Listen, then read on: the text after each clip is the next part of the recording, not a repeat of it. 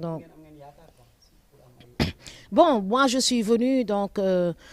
apporter ma contribution dans cette visibilité et ma manière de faire a été copiée par tous les hommes et femmes politiques. Donc, même lui, il est tout content. Donc, il me félicite parce qu'il a senti, il a eu des retombées et que beaucoup de personnes, dañu dañu xam que Ndella Madior mi ngi jàppale Cheikh Alassane Sène et pour nekk lu am solo mu nekk lu am solo donc di ñaan maintenant yàlla ak électeurs yi ñoom ñooy fal kon cette campagne la finalité c'est quoi c'est de convaincre donc comme spécimen bi jàkkaarloog man bii moo doon sama spécimen en 2012 donc cette campagne c'est de faire en sorte que ñu jaay spécimen yi ba képp ku dugg ci benn bureau de vote nga xàmmee bulletin de vote bi nga ne bii la voilà. d'accord bu ñu fa jógee donc li ñu waxtaan ci li nga xamante ni mooy François Makabu donc voilà moom mi nga xamante ni procureur dafa yëy yàbbi jëm ci mbiram def benn point de presse ginnaaw bu ñàkkee bakkanam ni fële ca sûreté urbaine ni moom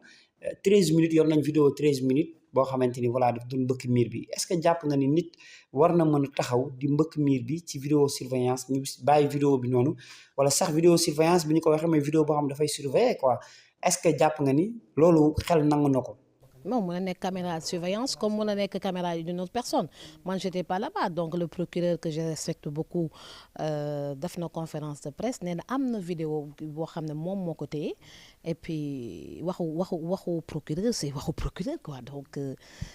man gisuma foofu benn problème donc su amee vidéo c'est des preuves qu'il faut montrer c'est tout et puis ça va calmer les gens maintenant damay jaale la famille parce que j'ai écouté sa femme qui est très brave et que traumatisme crânien au Sénégal soo si rëccee def may day il faut nekk jàmbaar dëgg am chance bu mag pour génn si traumatisme crânien bu agressif apparemment le traumatisme crânien était très agressif avec des traumatismes des vertèbres ndax kii bi baat dafa damoon après mujj bu nekk dans le coma donc ça veut dire que traumatisme yi gagné na ko quoi voilà doy na waar daal xam nga lu si gën a métti mooy ñu jëlee la sa kër nga nekk en bonne santé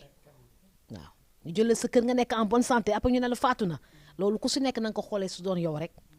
waaw vraiment ku si nekk na nga ko xoolee su doon yow après réparer la famille il faut que la famille soit réparée donc parce que dañ ko fekk en bonne santé génne ko après ñu ne ko léegi jox ko néew qu'est-ce qui s'est passé suñ ko génne woon si famille bi naru woon faatu naru woon am su nekkoon si këram naru woon am mais dañ ko génne si kiyam si këram après y a eu ces histoires après bon j'ai même enregistré la vidéo de l'enterrement aujourd'hui quand j'ai vu ils y ont fait les Mancagnans ils ont fait un enterrement traditionnel très émouvant ñi ñaan rek plus jamais ça. ñu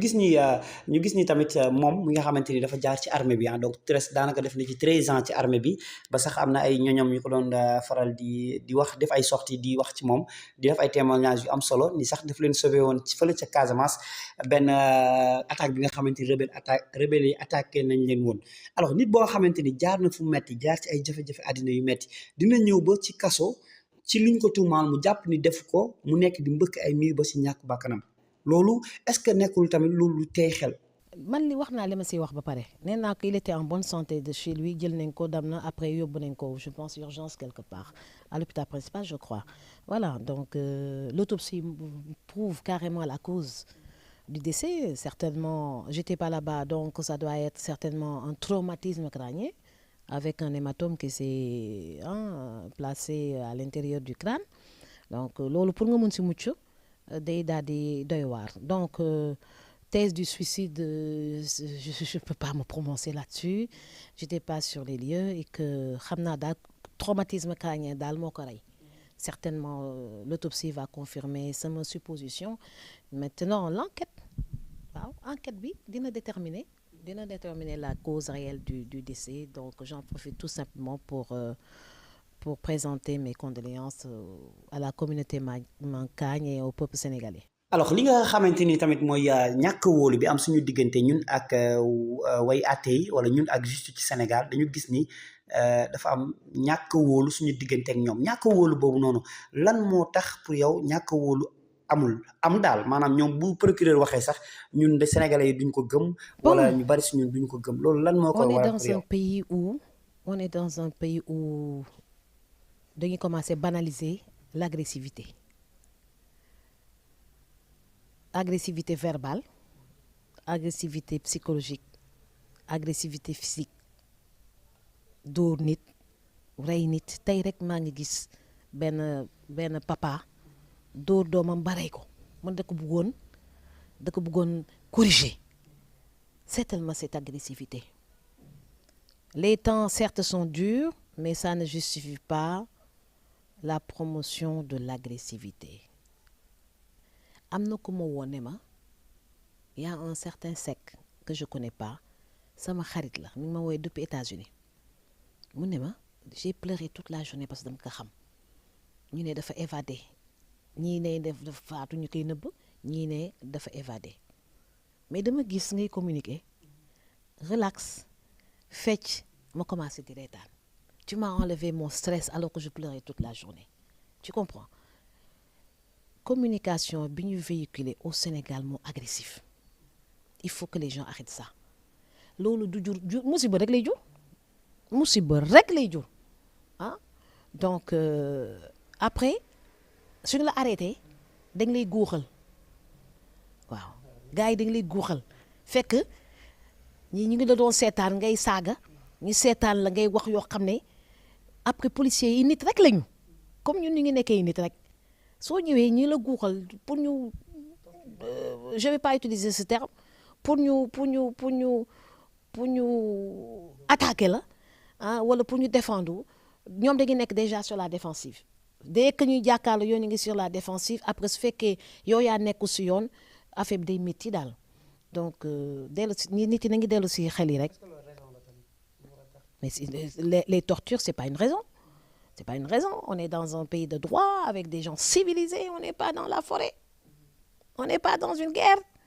Donc les gens, même si une personne a tort, il a des droits. Et cette personne a des droits, il faut la traiter correctement. Et puis, ni que génne si këram nga delloo ko si këram. Su fekkee dafa am peine yu mu war a piger ko tranquillement quoi. Mais pas dans la douleur, mais pas dans la torture, pas dans l'agressivité. Loolu kenn mënu si